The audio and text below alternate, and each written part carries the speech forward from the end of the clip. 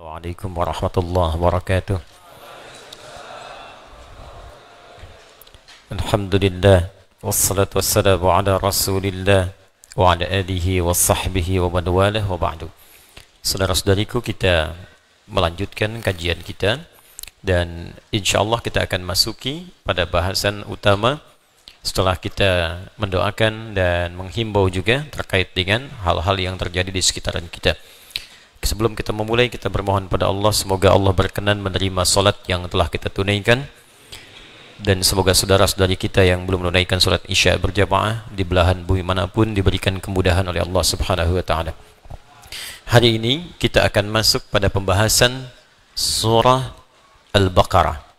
Setelah dituntaskan pembahasan surah Al-Fatihah di pertemuan yang lalu, kita akan masuk pada bagian yang kedua, surah kedua dalam Al-Quran dari 114 surah yang diturunkan kepada Nabi Muhammad sallallahu alaihi wasallam. Kita masuki surah yang kedua dinamakan dengan surah Al-Baqarah. Seperti biasa, manhaj kita dalam mengkaji ayat-ayat Al-Quran, setidaknya kita akan bahas dengan 3 pendekatan utama.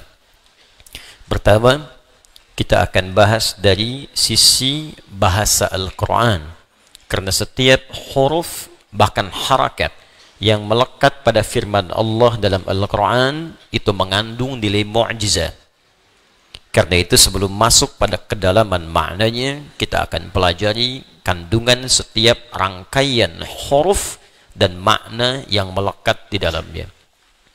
Baru yang kedua kita akan kaji pendekatan maknanya secara tafsir. Karena itu kita juga akan merujuk dan harus merujuk pada keterangan para ulama-ulama yang sanadnya nanti akan tersambung pada Rasulullah sallallahu alaihi wasallam. Seperti biasa, saya pun akan perkenalkan kitab-kitab rujukan kita. Dalam setiap pertemuan barangkali saya akan perkenalkan ragam kitab, sehingga insyaallah selesai kita mengaji tafsir ini, kita pun mengenal jenis-jenis tafsir yang ada di bumi saat ini yang kita sudah dapat kaji dan bahas dalam pertemuan kita. Dan terakhir, kita akan bahas pula terkait dengan hukum-hukum, khususnya fiqih ataupun ibadah atau muamalah yang terkait dengan ayat-ayat haji pada setiap surah yang kita bahas. Kita masuki surah Al-Baqarah. Kenapa surah ini dinamakan dengan Al-Baqarah? Kita awali dengan mukaddimah terlebih dahulu. Penamaan surah Al-Quran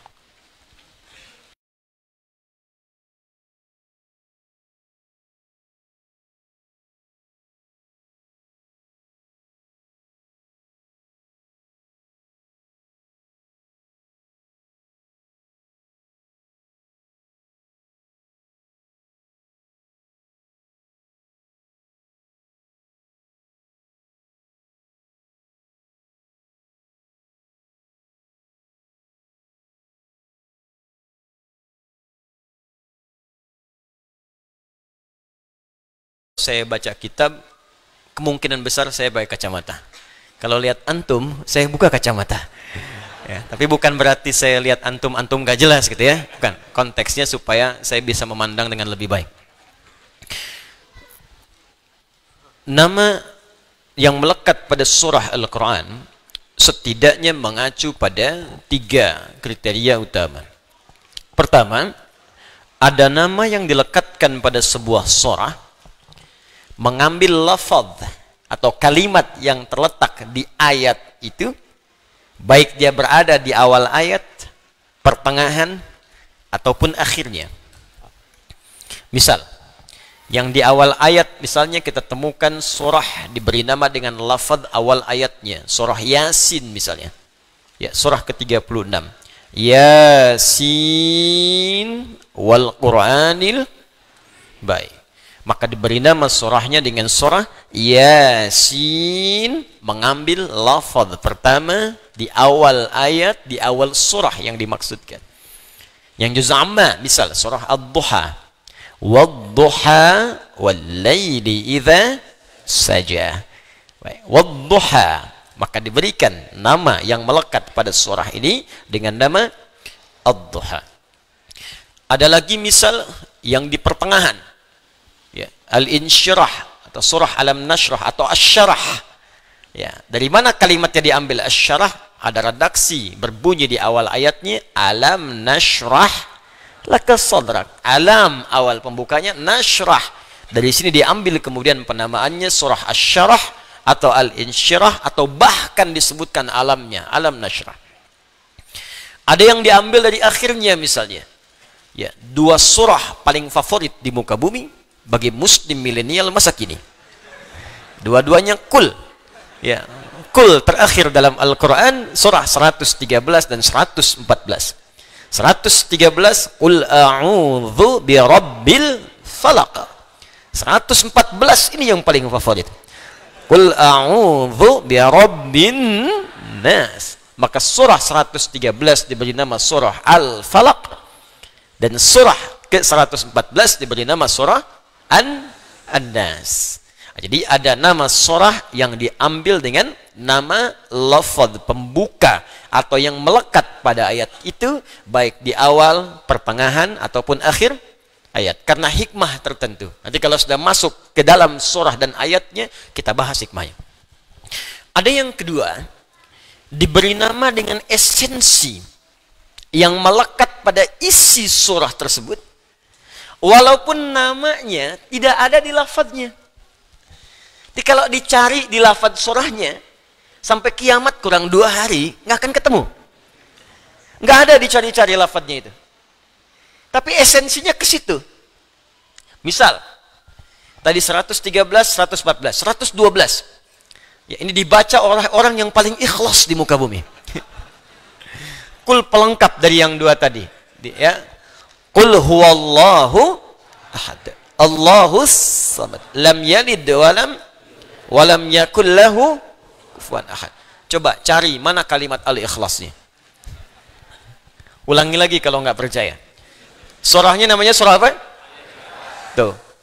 Bacaannya qul huwallahu Allahus lam yalid walam yakul lahu. Mana al-ikhlasnya? Secara lafaz tidak ditemukan. Secara esensi makna, kalau dibaca semua sampai akhirnya, intinya ikhlas. Apa itu ikhlas? Dan menggunakan alif lam sehingga menjadi al-ikhlas. Contoh. Nah, pakai kacamata.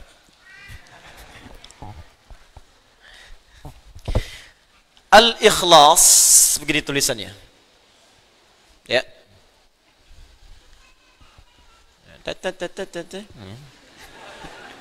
Hamzahnya qata, ya, harus qata. Ini wasalnya qata. Ikhlas. Akar katanya dari kata khalasa. Khalasa. Ini ya. Khalasa. Ditambah hamzah di depannya, gini. Itu dari kaidah sharafnya. Ketika ditambahkan hamzah di depan, maka harakat di sini pindah ke sini. Karena pindah, yang ini mati. Ya, mati dengan tenang. Ya ayyuhan nafs, ya ayat Tuhan nafsul mutmainnah. Mati dengan tenang, bahasa Arabnya tenang, sukun. Karena itu rumah tangga yang ingin tenang disebut dengan sakinah. Sakinah, mawaddah dan rahmah. Quran surah ke-30 ayat 21. Litaskunu ilaiha. Tapi taskunu masih hidup, meninggal sukun. Makanya di atasnya ada bulatan. Ya, di film-film kartun dulu kan kalau dia mati ada bulatan di atasnya kan? Nah, ya kan? Son Goku ketemu dengan Piccolo, Kamehameha habis kan? Ya. Apa saya? Nonton nggak? Ya. Penulisnya saya tahu, Susuke Watanabe. Ya. Saya baca, saya senang baca. Liverpool kalah sama Chelsea, saya tahu 2-0. Nah, ini pindah ke sini. Udah. Waktu kita cuma sebentar. Jadi tambah ke sini jadi A gini. Ini mati. Karena mati, kemudian harakatnya sukun, lasab gini. Masdarnya menjadi ikhlas. Pindahkan ke bawah harakatnya, ikhlas. Tambahkan alif lam menunjuk pada ma'rifah, maka disebut al-ikhlas. Supaya tak bingung, saya terangkan dulu. Khalasa artinya bening, bersih, tak bercampur sedikit pun. Jadi kalau ada sesuatu yang bening, bersih, nggak ada campurannya, itu bahasa Arabnya disebut dengan khalasa. Kemudian subjeknya bisa orang, bisa benda, disebut dengan khalis namanya. Khalis. Khalis nih. Yang bersih, bening, tak bercampur dengan apapun. Misal, kita ambil Al-Quran saja. Quran surah ke-16 An-Nahl. Ayat ke-66. Allah infokan bahwa di dalam binatang ternak tertentu, ya seperti sapi misalnya, kerbau dan sejenisnya, itu ada saluran yang sangat unik. Yang satu darah min baini farthin, kotoran. Ya. Di sini ada kotoran, farthin, fa, ra, tha. Wadamin, darah. Nih. Yang ini darah aja. Yang ini kotoran aja. Di antara kotoran dan darah itu labanan khalisa, khalisa. Nih. Sa'igan lisyaribin. Ternyata di tengah-tengahnya ada labanan khalisa, laban.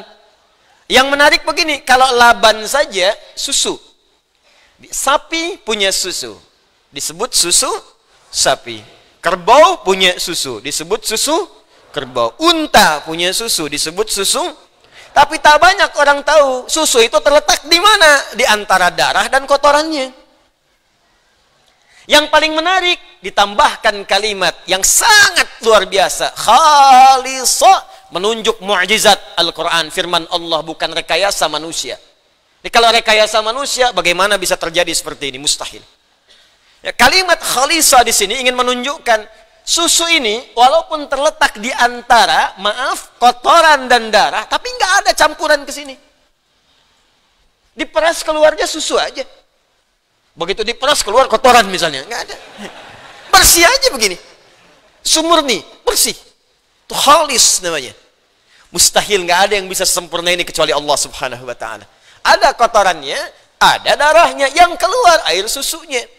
Bahkan kata Allah Subhanahu wa taala, ketika diminum begitu mudahnya diminum, lancar, enak. Orang nggak pikir-pikir kembali. Inilah khalis yang tidak bercampur sedikit pun, tidak dengan kotoran, tidak dengan darah.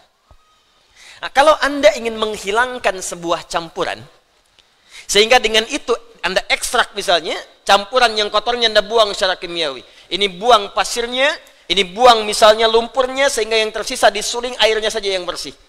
Maka ketika Anda ingin membuang bagian-bagian kotoran yang lainnya, tambahkan hamzah di depannya. Dengan fungsi di ilmu sharaf namanya lil izalah, untuk membuang yang tidak diinginkan. Tambahkan hamzah di depannya dari akar katanya. Khalasa, tambahkan hamzah, pindahkan harakatnya ke sini. Hamzah ini fungsinya lil izalah, izalati. Nah, ini untuk menyingkirkan, membuang, menghilangkan yang tidak diinginkan. Di kalau khalasa sudah bersih. Indaka la amal al-an, khalas. Apa masih ada pekerjaan sekarang? Sudah selesai. Artinya nggak ada pekerjaan-pekerjaan lagi, beres, nggak ada campuran yang lain. Ya, selesai. Tapi kalau Anda ingin selesaikan, buang bagian-bagian tertentu, tersisa ini saja. Maka Anda tinggal tambahkan hamzah di depannya dan buang campuran-campurannya sehingga menjadikan sesuatu itu murni dan bersih. Tambahkan jadi akhlasa. Nih. Kalau sudah dihilangkan, bersih semuanya, maka menjadi sifat, masdar, ya, ism. Maka berubah namanya dari akhlasa menjadi ikhlas. Kalau Anda khususkan pada hal tertentu, misal, saya ingin menyembah Allah saja dan saya hilangkan campuran-campurannya. Ya, saya tidak ingin menyekutukan Allah, saya tepikan yang lain-lain. Yang saya sembah Allah saja. Yang saya pertuhankan hanya Allah, yang lain saya tepikan. Saya tidak mengakui yang lain, saya buang semua. Hilangkan. Yang saya akui hanya Allah saja. Maka tambahkan alif lam di depannya pada kalimat ikhlas. Menjadi al-ikhlas. Karena itu ketika Anda membaca surah al-ikhlas, maka surahnya hanya menunjuk kepada Allah semata, yang lain buang semua. Qul huwallahu. Katakan Muhammad kalau ingin bertuhan, hanya Allah saja satu-satunya. Ahad itu satu, nggak ada duanya. Apalagi tiga dan sebagainya. Karena itu namanya pun langsung ditetapkan oleh Allah. Di ketika turun pertama kali, itu kalimatnya Rabb semua. Ya, Qul a'udzu birabbil falaq, qul a'udzu birabbin nas, Rabb. Orang-orang Quraisy bertanya, Muhammad, nama Tuhanmu sebenarnya siapa? Kalau Rabb, kami juga punya Rabb, namanya Lata, Uzza, Manat. Itu Rabb kami. Rabb kamu siapa? Maka turun kalimat dari Allah. Qul, katakan pada mereka. Huwa, yang dimaksud Rabb itu Allah. Ahad. Sudah, hanya satu-satunya, nggak ada yang lain. Bahkan namanya pun menunjuk pada yang satu. Saya pernah katakan kepada Anda, ini nama mesti beda dengan nama Tuhan dan makhluk, mesti lain. Kalau Anda ingin menuhankan sosok Tuhan, maka ciri pertamanya kata Al-Quran mesti beda dengan makhluk. Ada khalik, ada makhluk. Kalau makhluk punya sifat ketuhanan, berarti tidak sama. Kalau Tuhan punya sifat makhluk, berarti bukan Tuhan. Jadi yang paling logis antara Tuhan dengan makhluk mesti beda sebeda-bedanya. Makanya ada kalimat dalam Al-Quran singkat, padat, jelas, tepat. Laisa kamitslihi syai'. Gak boleh sama. Makanya namanya pun kata Allah beda. Ketika Anda hilangkan semua namanya pun satu persatu hurufnya akan tetap menunjuk kepada Allah Subhanahu wa taala. Allah. Tuh tulisannya. Kurang kebaca, saya gedein. InsyaAllah. Bismillah. Tuh saya tulis sendiri, hapus sendiri. Ya. Ya mah cuman ngelihat, nonton, ketawa, masuk surga. Enak banget. Alhamdulillah. Lihat sini. Allah. Tuh. Ahad. Satu-satunya, nggak ada yang lain. Saya nggak bicara sifat dan yang lainnya dulu. Saya bicara tentang namanya dulu. Bahkan kata Allah, namanya pun ahad. Hanya menunjuk pada yang satu, yang lain nggak bisa ikut. Gimana kalau kita buang? Buang satu. Baca. Lillahi ma fis samawati wa ma fil ard. Masih menunjuk kepada Allah. Yang lain nggak ikut-ikut. Buang satu lagi. Satu dibuang, maka tasdidnya hilang. Lahu mulkus samawati wal ard. Lahu ma fis samawati wa ma fil ard. Masih menunjuk kepada Allah. Buang lagi lamnya. Baca. Hu, singkatan dari huwa.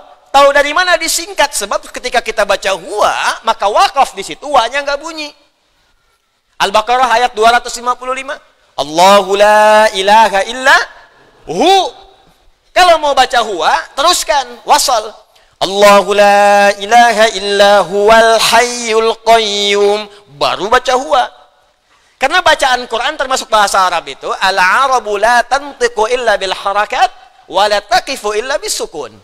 Orang Arab tak mungkin mengucapkan kecuali ada harakatnya, disebut dengan hidup ayu. Dihidupkan dengan a fathah, ya kasrah i atau u dhammah. A i u. Awas, wa taqifu au tantahi bis sukun, dan berhenti dengan sukun. Walaupun ada tandanya harakat, kalau berhenti harakatnya enggak dibaca. Baca Al-Fatihah, nggak ada yang bunyi di ujungnya kalau dia sukun. Alhamdulillahi Rabbil Alamin. Sukun. Padahal akhirnya fathah. Cek ya, sekhatam-khatamnya sampai 10-14 riwayat, nggak ada yang dibunyiin akhirnya.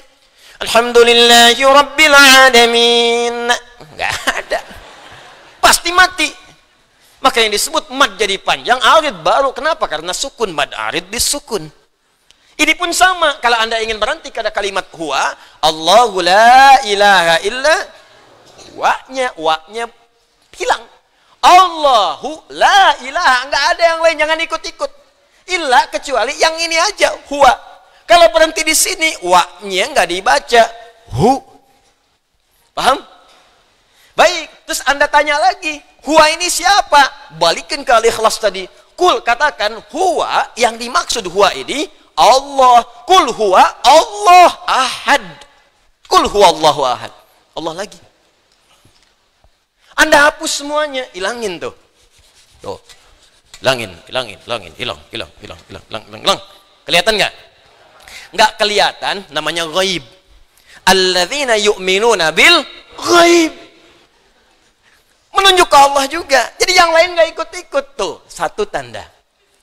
Jadi indah. Jadi kalau Anda baca surat Al-Ikhlas dengan benar, qul huwallahu ahad, mesti ikhlas. Apa artinya ikhlas di sini? Menjadikan Tuhan itu hanya Allah saja, yang lain tidak ikut-ikut. Karena itu kalau orang sudah paham, bergantungnya pun pasti akan terkait dengan yang satu. Allahus somad. Sifat-sifat makhluk hilang. Melahirkan, dilahirkan, hilang. Lam yalid walam yulad. Berteman, punya sekutu. Nggak mungkin Tuhan punya partner, artinya Tuhannya lemah. Tuhan tuh mesti kuat. Manusia punya partner, Tuhan tidak. Makhluk dilahirkan, Tuhan tidak. Makhluk melahirkan, Tuhan tidak. Makhluk mesti lebih lemah dibanding Tuhan. Walam yakul lahu kufuwan. Maka Tuhan tak punya syarikat. Indah konsepnya. Ini konsepsi dalam Islam. Jelas konsepsinya. Paham? Tapi dalam kejelasan ini pun tetap diminta menghormati orang lain. Tuh indahnya, cari deh di kitab manapun. Tunjukkan pada saya. Nggak akan ada yang seperti ini keterangannya. Tunjukkan pada saya. Anda ada ditemukan, silahkan. Potong kambing. Nggak ada. Lakum dinukum la ikraha. Jangan paksa orang. Tugas kita meyakini, cuman belajar supaya benar-benar yakin. Jangan cuma mengatakan la ilaha illallah, syahadu an la ilaha illallah, tapi nggak ada ilmunya. Dikasih super mie pindah. Kasih sarung pindah, kasih biskuit pindah. Makanya mesti ada ilmu. Ilmu itu kita pelajari, dikenal dengan ilmu tauhid namanya. Untuk mengesahkan Allah, dari kata ahad muncul wahada yuwahidu tauhidan. Itulah yang disebut Quran surah ke-47 ayat 19. Fa'lam annahu la ilaha. Terjemahkan dengan ilmu nahunya, baca dengan balaghahnya. Fa'lam, maka cepat mesti punya ilmu. Bukan sekedar dengan terjemah, maka ketahuilah, ya sudah tahu. Yang tahu itu diyakinkan. Bagaimana meyakinkannya? Cari ilmunya, pelajari supaya kita yakin betul menyembah Tuhan yang benar. Harus yakin, tuh agama pengetahuan Islam itu. Dituntut kita untuk tahu, cari. Pelajari kenapa Tuhanmu Allah. Itu Allah sendiri yang nyuruh. Sampai benar-benar yakin. Makanya nggak goyah kita.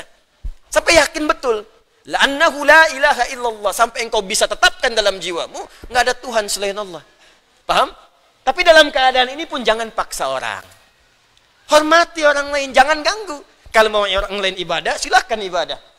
Jangan diganggu mereka. Kalau tanya, kita jelaskan. Kita dakwahi dengan baik. Mau masuk, alhamdulillah. Mau tidak, itu pilihan. Fair kan? Toleran tidak?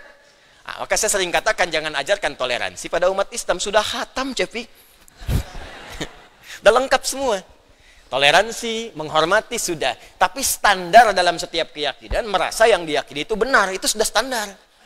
Sudah standar. Saudara sebangsa kita, misalnya yang Kristen, yakin Kristen benar, makanya masuk Kristen. Yakin Hindu benar, masuk Hindu. Yakin Buddha benar, masuk Buddha. Kita yakin Islam benar, makanya kita Muslim. Jadi kalau ada orang mengatakan agama saya benar, itu sudah standar. Jadi kalau ada orang mengatakan begini, jangan mengaku paling benar, yang lain juga benar. Itu orang kurang sehat. Dia nggak tahu cara berpikir yang benar. Sudah pasti semua pemeluk agama meyakini agamanya itu benar. Sudah pasti.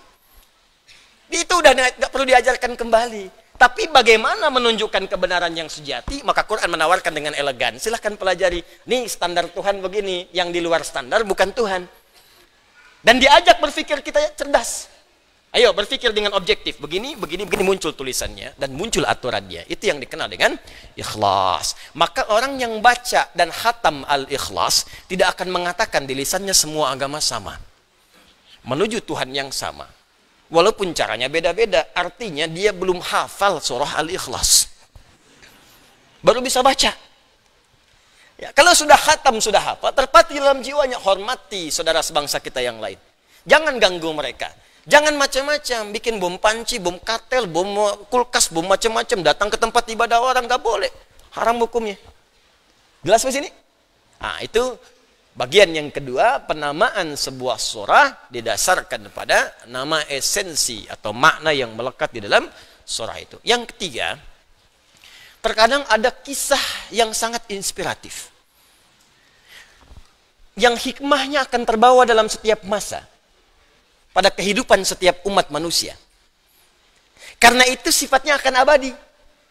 Karena sifatnya abadi melewati setiap masa dan waktu, diumumkanlah, diinfokan dan diajarkan oleh Al-Quran supaya manusia belajar dari kisah ini. Kalau baik bisa diteruskan, kalau buruk dia tidak berulang. Maka di antara penamaan surah dalam Al-Quran adalah yang diberikan dengan nama-nama kisah yang dimaksudkan. Salah satunya adalah nama bagi surah yang kedua dalam susunan mushaf pada Al-Quran, diberi nama dengan surah Al-Baqarah. Surah Al-Baqarah ini menganut bagian yang ketiga, yaitu disebutkan penamaannya atas kisah inspiratif yang terjadi pada satu masa yang hikmahnya ingin disampaikan oleh Allah kepada kita umat manusia tanpa mengenal batas dan waktu. Seperti apa kisahnya, bagaimana kemudian inspirasinya, seperti apa diawali ayat sampai akhirnya, ini yang coba kita akan baca dalam kesempatan malam hari ini. Jelas sampai sini? Apa artinya Al-Baqarah? Sapi betina. Kalau sapi jantan, buang taknya, bakar. Jelas ya? Ya, sapi jantan. Kalau sapi betina, Al-Baqarah. Baik. Unta jantan, Jamal. Unta betina, oh jangan ngarang, bukan Jamalah. Enggak semua yang betina itu atau yang kemudian gendernya beda mesti tambah tak, tidak semua begitu. Nanti repot begitu kan? Masjid itu buat laki-laki, buat perempuan masjidah, ini tidak. Nah, unta jantan jamalun, unta betina naqatun, naqatallahi wasuk ya fakadzabuhu faqaru ha. Unta jantan jamal hatta yalijal jamalu fi samil khiyat. Jelas? Kalau unta saja nggak tahu jantan atau betina, ibil. Ibil. Bukan unta nggak jelas jantan betina, bukan. Bukan lucu-lucuan aja gitu kan, bukan. Ini unta kalau kita belum tahu ini jantan atau betina umum namanya ibil. Afala yanzuruna ilal ibili kaifa khuliqat. Apakah dia jantan atau betina? Kalau sudah tahu jantan jamalun, betina naqatun. Jelas? Unta yang ditunggangi. Punya bagian beban tunggangan. Apa namanya? Ba'ir. Nah, unta itu punya banyak nama. Kalah antum mau unta. Nanti lain waktu kita bahas. Nah, sekarang Baqarah itu sapi betina secara terjemahan. Tapi ingat, membaca Al-Quran dan share tentang nama surah tidak boleh dengan terjemahan. Terjemah itu hanya untuk mendekatkan makna pada keterangan yang akan kita gali. Tapi share ini tetap menggunakan bahasa Arabnya. Karena mu'jizat, ya, termasuk nama-nama melekat pada Al-Quran mu'jizat. Yang kalau disebutkan terjemahannya hilang sifat mu'jizatnya. Akhi lagi merajaah surat apa? Al-Baqarah, An-Nisa, Ali Imran, An-Nahl, senang semua. Ukhti lagi merja surat apa? Surat mak-mak. Hilang. Anda apa? Surat semut. Ya, An-Nisa tadi, An-Naml yang berikutnya. Kan gak enak kedengarannya. Nah, apa kisah yang terjadi dalamnya sehingga disebutkan Al-Baqarah, kita bacakan kemudian keterangannya. Saya bawa kitab namanya Qasasul Quran. Karangan Syekh Muhammad Ali Qutb. Nah, nanti kalau sudah masuk pada kisah yang lain, mungkin satu saat saya akan bawakan infokus, mungkin di sini dipasang. Ada buku bagus termasuk peta-petanya, Atlas Qasasul Quran. Ada atlasnya, ini petanya di mana? Misal Nabi Ayub lahirnya di mana? Sekarang tempatnya di mana? Posisinya di mana? Kanan atas, kiri bawah, atau ke tengah-tengah, dia di negara mana?